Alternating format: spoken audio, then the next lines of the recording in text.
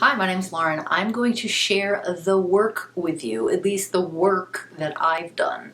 And if you're new to the work, it's a process from Byron Katie, who's a spiritual teacher, and directly from their website. The work is a practice. And they say every time you do the work, you are becoming enlightened to who and what you are, the true nature of being. To question what you believe is an amazing gift to give yourself, and you can have it all the days of your life. The answers are always inside you, just waiting to be heard. So basically, I've been doing the work for quite a while in these workbooks here. It's not all, it's some journaling too, but a lot of it is the work. You can go to the Byron Katie website and print out what's called a Judge Your Neighbor worksheet. This is all for anybody who's interested that's not already familiar. So what I'm going to do today is I'm actually going to share 2 instances of the work that I've done personally. So the reason I'm doing this is because when I first started doing the work, so one, I used to watch any workshop that Byron Katie put on her YouTube channel, I would watch it. I also purchased probably almost all her audiobooks from sessions from workshops that were recorded and turned into audiobooks, because it's super helpful to listen to other people doing the work in order to start to understand how to do it. It's also just super helpful because, as you'll see, it's a way to question your thoughts and see different perspectives. It keeps your mind really flexible, and I'd have to say from doing it over the years, it has drastically changed my life, made me a more loving, compassionate, understanding person, not only towards myself, but to others. So just to give a really quick, because I'm assuming that a lot of people maybe are coming here are already somewhat familiar with it, so I just want to quickly run down what the questions are and what the turnarounds are. So basically what you do is you notice in your day-to-day life, if there's an instance where you're triggered in some way, you sit down and you do the work. Also, just FYI, they have an app. I have it. I use it all the time as well. I use the app more often now versus like writing it, just because it's a lot faster, and I always have my phone with me. So this is from the Judge Your Neighbor worksheet. I don't always do a full Judge Your Neighbor worksheet. The whole point of the Judge Your Neighbor worksheet is to prompt your brain to like kind of spill out everything, and then you can take each statement that you write, take each statement one at a time and do the work on each statement. But if you already have a statement, for example, on the Judge Your Neighbor worksheet, they use the example, Paul doesn't listen to me about his health. That would be a statement. It's a single sentence, usually about somebody else that you're believing that's making you upset, angry, sad, any kind of negative emotion. And so what you would do with a statement like that, you would ask 4 questions. The first question, is it true? And it's a simple yes or no. If it's no, you would move to question 3. If you answer yes to the first question, is it true, you move to the second question, which is can you absolutely know that it's true? Again, a simple yes or no. And then the third question, how do you react? What happens when you believe the thought? And then the fourth question, who would you be without the thought? Now, after you've answered those questions, then you take the initial statement and you do what are called the turnarounds. And the turnarounds are to the self, to the other, to the opposite. So, for example, the original statement is, Paul doesn't listen to me about his health. So the turnaround to the self is, I don't listen to myself about my health. The turnaround to the other, Paul doesn't listen to me about his health. I don't listen to Paul about his health. And then the third is to the opposite, Paul doesn't listen to me about his health. Paul does listen to me about his health. And then you find at least 3 specific genuine examples of how each turnaround is true for you in this situation. So sometimes I see people that misunderstand the work and make it seem like you're convincing yourself to stay in a like abusive relationship, and that is not the case. The point of the work is to simply put you into a better state of mind so that you can make better decisions, because we all know if we're angry, upset, sad, decisions from those states don't tend to be great decisions. So the point of the work isn't to make you accept unhealthy behavior from others, or to put up or to be a doormat or anything like that. And that's a lot of the time I see that's a common misconception with the work, is like, oh, I'm just going to become a doormat, or I'm going to let people abuse me and it's going to be okay. That's not the point. It's simply to train your brain to be more open to different perspectives, which from my own experience of doing the work, probably for the past decade, I want to say, I don't quite remember when I discovered it, but I know I have like dates written on some of the times that I've done the work, and I've seen all the way back to 2012. So I'm imagining around there is when so maybe 8 years ago. With all that in mind, now I'm going to share 2 instances of doing the work. These are both from a really long time ago. I went through all of them. They were a little hard to, it was hard to find like really good ones, because a lot of the time I'm like writing really quickly and it's been so long that I can't really remember like the situation that triggered it. But let's start with the one about my cat went missing. My cat was named Mama. So my statement was, I am sad because Mama is missing.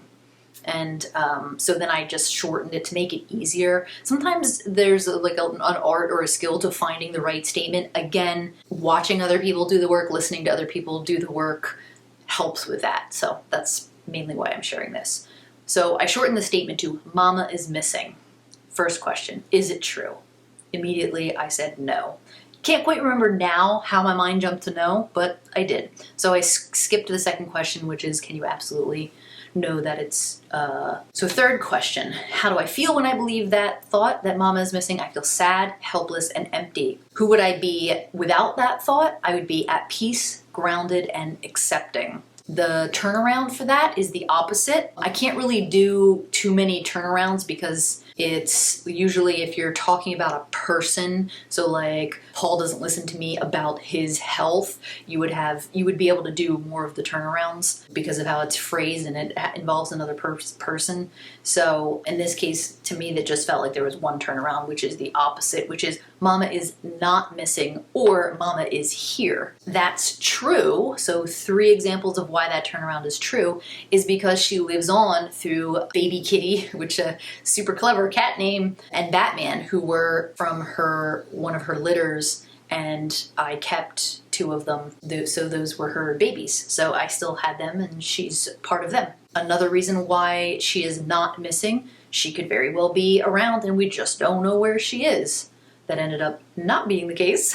But in that moment, you can see it starts to get your mind to relax a little bit, to not hold so tightly to the she's missing, right? Like, that's not true. She could be around somewhere, we just don't know where. She could be hiding. She could be at a humane society waiting to be picked up. 3, Mama is not missing, and that's true because she's in my mind, she's in my heart, she's in my memories.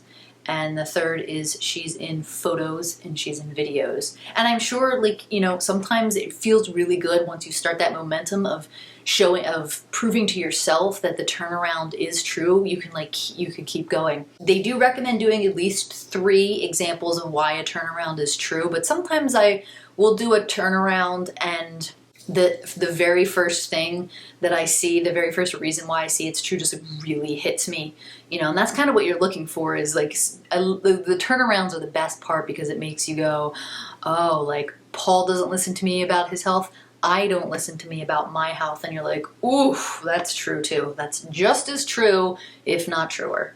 So, second instance of me doing the work, I'm going to change the name here to protect the innocent. Is that how you say it? Is that what the phrase is? Anyway, I am annoyed with Bob because he thinks he knows what's best for me. So the statement is he thinks he knows what's best for me. So this is a really good example to be able to do more of the turnarounds with. He thinks he knows what's best for me. Is it true? I wrote yes. Can I absolutely know that it's true? I wrote no. How do I feel when I believe the thought, he thinks he knows what's best for me? I feel irritated, annoyed, aggressive, abrupt, quarrelsome. You know what? Like, quarrelsome isn't a word I would use, but I realized that there is a emotions list from Byron Katie's website. I think I actually have it on my phone, or I have it printed out somewhere. It's awesome for like when you're doing the work. If you have trouble like getting in touch with how you feel. It's 2 pages. The first page is all positive emotions and it's broken down into different categories. And the second page is negative emotions broken down into different categories. So I would use that list, I can tell, because I would not say the word quarrelsome, but that's how I felt. So how do I feel when I believe that thought? Irritated, annoyed, aggressive, abrupt, quarrelsome. Who would I be without the thought, he thinks he knows what's best for me? I would be understanding. I would be free. I would be interested, receptive, embracing. He thinks he knows what's best for me. Turned around, I think I know what's best for me. Oh, I do. I just wrote down like diet, work, money, relationships. Like, yeah, I know what's best for me. I know what's best for me. He thinks he knows what's best for me. Turned around, I think I know what's best for him. This turnaround hit me because I was like, my first example of why that statement is true, that I think I know what's best for him, I wrote, ha, exclamation point, boy do I ever. I think he should stop preaching. Like, so I think I know what's best for him. And also too, those moments are the best moments because it makes you realize we always want other people to change. And then you do the work and you realize, is it so easy for me to change, to stop preaching to other people, to stop giving unsolicited advice, to not think you know what's best for somebody? It's harder than you think. So then you ease up a little bit on others because you realize that what you're asking, you're not even able to do, or that at least it's challenging for you to do. So I think I know what's best for him. It's true because I want him to read this book, I guess, of probably Byron Katie's The Work. This is a long time ago, so some of these I'm not quite sure what they mean, but. And then third, to realize this or that, meaning I would always think, oh, he should realize this. This thing that I realized, he should realize it too, but we realize what we realize when we realize it. There's no way you can control what somebody else realizes. He thinks he knows what's best for me. Turned around to the opposite, he doesn't think he knows what's best for me. And that's true because he has acknowledged that before. He's acknowledged that he doesn't know what's best. 2, he only mentions what he thinks is best for me every once in a while. It's not that often. And 3, he said he trusts me, meaning to me that means he knows I know what's best for me. So there you go. Just Google Byron Katie The Work, and the first thing that comes up will probably be her website. You can Google Byron Katie Judge Your Neighbor Worksheet. It's a free PDF download. You can print it. I just use it like what I would normally do. Like I said, I do it on my phone now through their app, which I think is free. If not, if it's a couple dollars, definitely worth it. And then what I would do is I would get a notebook and put the Judge Your Neighbor Worksheet. I would put the emotions list that I mentioned earlier in there too. And rather than filling out the worksheet every time, I would just use it as a template and just use the notebook and just write out my answers, because you start to know what the questions are. And the questions are actually down at the bottom of the Judge Your Neighbor Worksheet. Same thing with the turnarounds. So I highly recommend if you're interested in listening to people doing more of this type of thing, hearing other people do the work, check out Byron Katie's YouTube channel. I'm pretty sure, I would imagine she probably still has all these workshops up on there. And then, like I said, she has, I think all the audiobooks I purchased were through Audible. Yeah, you just Google Byron Katie and I'm sure, it'll come up. Let me see, I can look and tell you some of the ones that I listened to that were really good. Okay, here's an example. I Wish My Body Were. The Work with Byron Katie. I think they're all titled The Work with Byron Katie. You Were Supposed to Make Me Happy. Byron Katie, The Truth Behind Addiction. These are all people doing the work with her at her workshops that they recorded. Cancer Needs Inquiry. Penis Dialogues. That one was really interesting. Working with Grief. Work on Relationships. So they're all just amazing, life-changing for sure. So if it's something that interests you, I highly recommend you check it out and learn about it and learn to start doing it. Maybe get the app or at least get a notebook, and just anytime you're triggered, try to sit down and do the work. It'll change your life.